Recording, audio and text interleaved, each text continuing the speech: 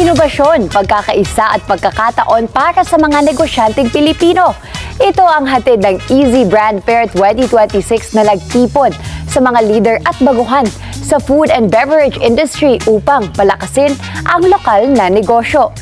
Narito ang aking report. Pinagsama-sama ng Easy Brand Fair 2026 ang mga negosyante, chef, content creators at mga food business owners sa isang pagtitipon na naglalayong palakasin ang industriya ng food and beverage sa bansa sa pamamagitan ng inobasyon, kolaborasyon at modernong diwa ng bayanihan. Isinagawa ang naturang trade fair sa SMX Convention Center kung saan tampok ang iba't ibang produkto, live demonstrations, ingredient sampling at mga kompetisyong nagbibigay halaga sa talento at pagkamalikhain ng mga Pilipino sa larangan ng food and beverage.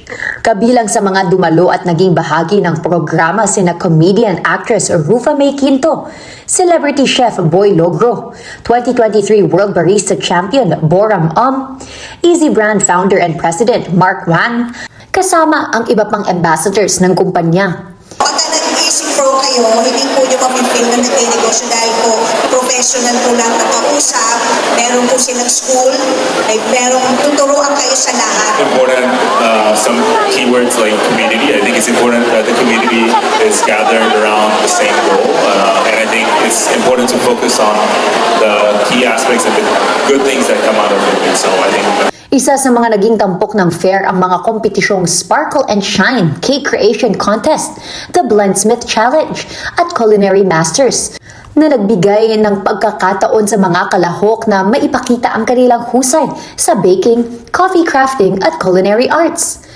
Bukod dito, inilunsad din ang Ka-Easy Franchise Program, isang inisyatibang naglalayong tulungan ang mas maraming Pilipino na makapagsimula at makapagpalago ng sarili nilang negosyo sa food and beverage sector.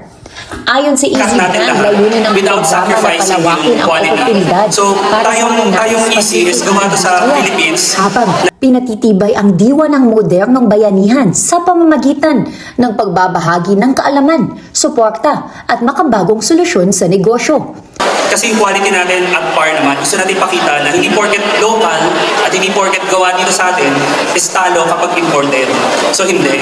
So ngayon, on our way na si Easy sa other accreditation ng food safety para talagang makalevel na tayo sa ibang brand. Higit pa sa isang trade fair, nagsilbing plataporma ang Easy Brand Fair 2026 para sa networking, business development at pagpapalitan ng ideya sa pagitan ng mga eksperto at mga nagsisimulang negosyante bilang paghahanda sa mas matatag at mas makabagong kinabukasan ng industriya ng food and beverage sa Pilipinas.